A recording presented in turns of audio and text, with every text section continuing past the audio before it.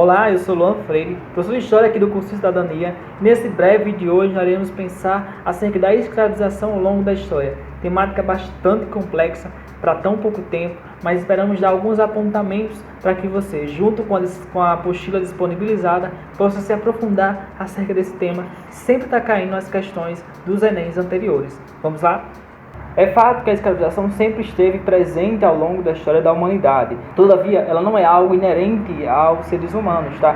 Em todos os lugares em que ela existiu, foi necessário que sujeitos ou grupos sociais constituíssem, criassem, justificativas morais, cientificistas, que sustentasse essa prática de escravização da mão de obra dos outros sujeitos, tá, dos outros seres humanos. Então nós temos a presença da escravização nos períodos mais remotos, como também na antiguidade, no período medieval, na modernidade sobretudo, e aí nós iremos focar nessa modernidade, como também no início do que nós conhecemos como história contemporânea, e nos dias atuais nós temos trabalhos escravizados, mas de forma análoga, trabalho análogo à escravização. Nós temos dados e nós iremos apresentar no final desse vídeo. De maneira bem resumida, a escravização aconteceu ao longo da história por algumas características, como por exemplo, por pagamento de dívida, e aí você tem uma dívida, você era cobrado através da sua mão de obra, tá?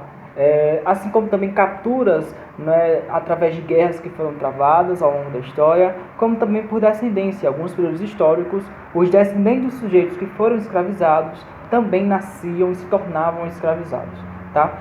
Nós iremos identificar a escravização ao longo dos períodos históricos, como por exemplo, e aí sendo bem resumido por conta do tempo, na antiguidade nós temos a escravização presente em sociedades como a egípcia, Roma, Grécia, em todas aquelas sociedades que se constituíram aqui no Ocidente, falando da história mais ocidental, que se construíram ao longo do mar Mediterrâneo, e aí vai estar aparecendo aí na tela de vocês, essa região que fica ao redor do mar Mediterrâneo, foi uma região bastante de conexões sociais, econômicas e comerciais, muito férteis, e aí a escravização também tem aí sua presença nessa região do Mediterrâneo, onde diversas civilizações surgiram. A escravização em sociedades como a Roma e a Grécia, que nós consideramos como o berço de algumas instituições democráticas, foi fundamental para poder gerar o ócio, o ócio para os cidadãos exercerem, a política nas urbes, nas cidades, nos centros urbanos.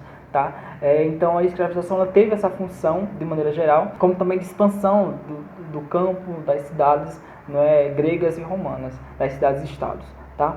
Na antiguidade nós também teremos a presença de maneira bastante pontuada da escravização, principalmente como fruto das guerras religiosas. Tá? Nós temos registros de escravização também nessa região do Mediterrâneo, alguns reinos que surgiram, como também nações, se utilizavam desses trabalhos escravizados, fruto de guerras ao que nós chamamos como povos bárbaros que desciam do norte para o sul da Península Europeia, como nós também tínhamos ali no Império Bizantino. Enfim, as guerras religiosas foram bastante importantes para gerar essa escravização dessas regiões de reinos e de estados que estão começando a surgir nesse período aí do período medieval.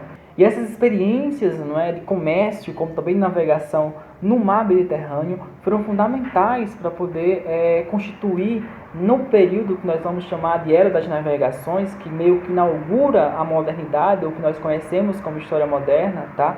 Essas experiências aí no mar Mediterrâneo foram fundamentais para que portugueses, como espanhóis, ingleses, desbancassem os oceanos, principalmente o Oceano Atlântico, e estabelecesse as colônias ao desembarcar no que nós conhecemos e foi nomeado por continente americano. É importante destacar que a construção desse sistema colonial rentável, dentro de uma lógica mercantilista que mais tarde funda o capitalismo, dependeu bastante dessa mão de obra escravizada. E aí esses escravizados virão da onde? Virão dessas relações comerciais que os europeus começarão a estabelecer no continente africano.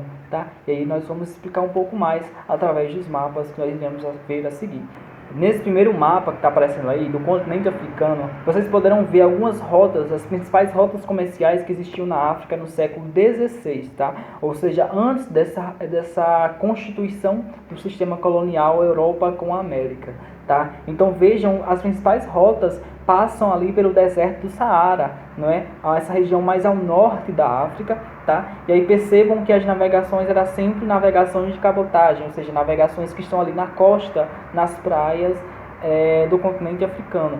E percebam que após o século XVI ao século XVII, os portugueses, os espanhóis e demais povos europeus começam a construir fortificações, assim como negociações com a costa africana. E aí no segundo mapa nós iremos ter aí os principais pontos de contato dos europeus com as nações existentes na África, tá? Para poder estabelecer esse comércio escravizado, porque essa mão de obra escravizada será fundamental para gerar esse excedente econômico e tornar essas colônias lucrativas, seja na exploração do ouro, seja na exploração das plantations. E nesse outro mapa aí, da região mais ao norte e central da África e ocidental da África, nós veremos aí algumas configurações de espaços políticos ali do século XVII dos povos africanos, as quais os europeus irão estabelecer essas relações comerciais, tá? E aí vejam bem que essas relações comerciais com essas nações que já existiam na África, tá? São fundamentais para poder alimentar essa alta demanda que vinha do continente americano. E aí nesse próximo mapa nós iremos ver uma diferença já no tipo de comércio, porque o estabelecimento de um tráfico escravizado, de um comércio de pessoas, de seres humanos escravizados, retirados da África, será do total desmantelamento das configurações socioeconômicas que existiam no continente africano antes do século XVI. Tá? E aí, a partir do século XVI, nós temos aí uma modificação dessas rotas comerciais, onde a África começará a comercializar com os europeus através de rotas transatlânticas, ou seja, substituindo rotas comerciais que antes eram rotas transsaarianas, ou seja, negociações através de rotas de deserto que ia para o mar Mediterrâneo, e agora nós temos rotas transatlânticas como as principais rotas comerciais, tá? E aí os europeus desmantelam essas configurações sociopolíticas e estabelecem, por exemplo, aristocracias militares, ou seja, povos e reinos africanos que existiam unicamente para guerrear, certo, com os povos do interior, não é? Essas brigas, esses conflitos étnicos eram fundamentais para gerar um tipo de escravizado por guerra, não é?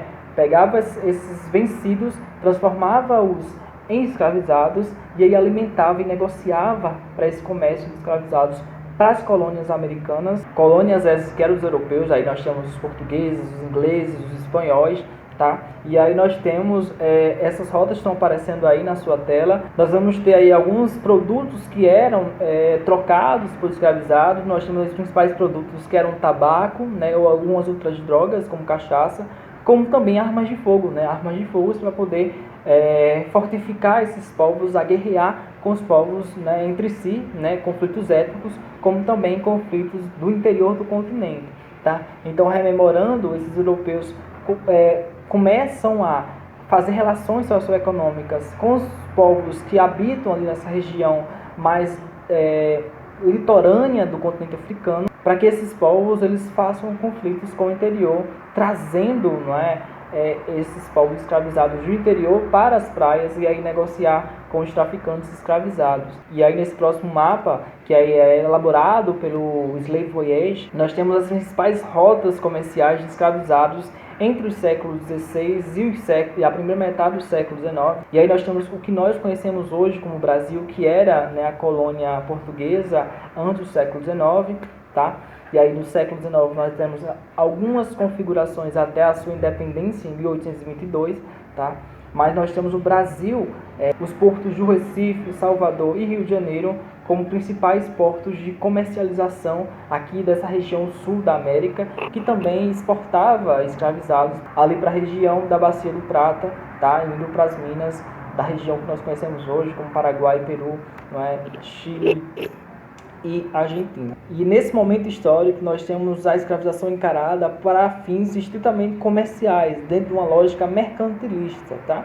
Até o século XVIII, onde os iluministas começarão a contestar essa prática de escravização, associar essa prática de escravização a práticas primitivas, tá? Incivilizadas, e aí os europeus começam a repensar esse tráfico de escravizados. E aí nós temos os ingleses não é, como ingleses e franceses também, que a partir do século XVIII começarão a criar uma série de legislações que irão proibir, tá, o comércio de escravizados ali nessa região do Atlântico. Mas aí vocês vão perguntar, existia escravização antes da chegada dos europeus, antes do século XVI, na África? Sim, existia escravização, tá? E aí essa escravização tinha uma natureza diferente, assim como tinha na antiguidade. O tipo de escravização que existia na África, principalmente nós estamos falando dessa região que fica onde hoje é o Sudão, o Níger, o Chade, era uma escravização chamada de jônia, né? Uma escravização onde esse sujeito escravizado tinha uma série de benefícios, né? Não tantos malefícios, mas ele tinha uma série de privilégios comparado aos escravizados que existiam aqui, a maioria dos escravizados que existia aqui na colônia portuguesa na América, como por exemplo a possibilidade de grande parte da sua produção ser voltada para si. Tá? E aí a escravização que é proposta pelos europeus a partir do século XVI tem como característica essa desumanização dos sujeitos, transformação dos sujeitos em bens pessoais, individual, particular. E aí nós temos uma série de conflitos no século XIX, nas questões abolicionistas, não é? Como o escravizado é considerado um bem, não é? Ao libertar um escravizado poderia ferir um outro direito básico, né, de propriedade dos sujeitos.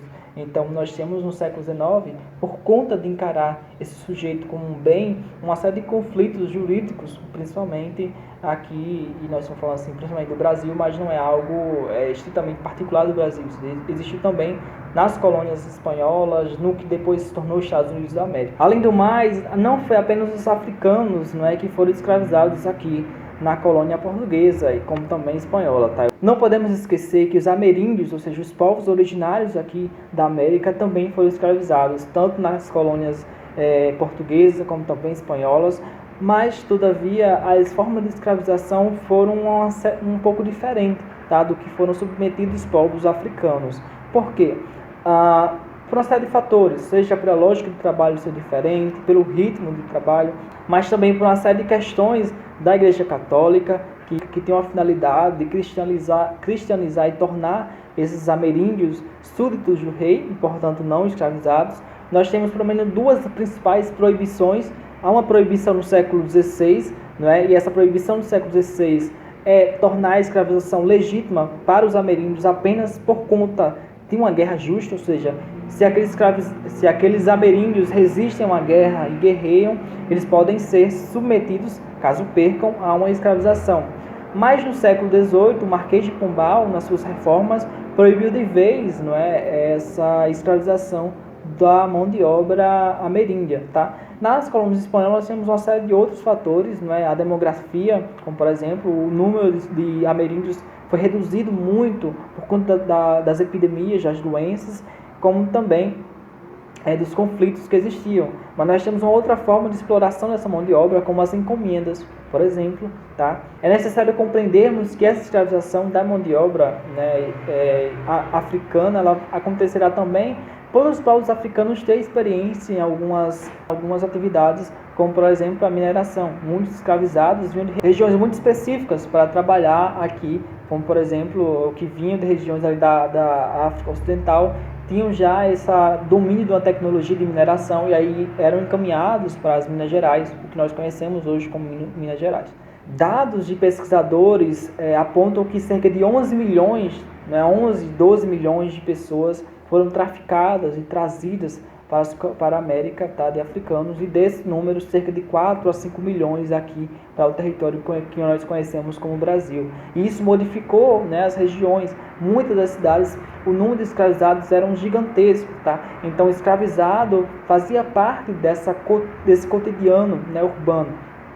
Então, para pensarmos que, por exemplo, as alforrias eram fundamentais para poder diminuir as pressões sociais, para fazer com que esses escravizados pudessem sonhar com a sua liberdade. Por muito tempo, a história e as pesquisas negavam esse protagonismo dos escravizados africanos aqui no Brasil, né, como a sua descendência, também os libertos, mas a história, a partir da segunda metade do século passado, já começou a revisar, né, esse protagonismo através de fontes que foram surgindo, tá? E novas pesquisas têm apontado esse protagonismo, seja por formação dos quilombos, revoltas urbanas, resistências cotidianas, tá? As práticas de trabalho diferenciadas, como questões jurídicas, principalmente no século XIX, tá? E aí tudo isso foram fruto de processos que colaboraram para a sua total libertação em 1888, tá? E nós vamos lembrar que a abolição será um tema à parte do nosso conteúdo aqui postado no canal para você.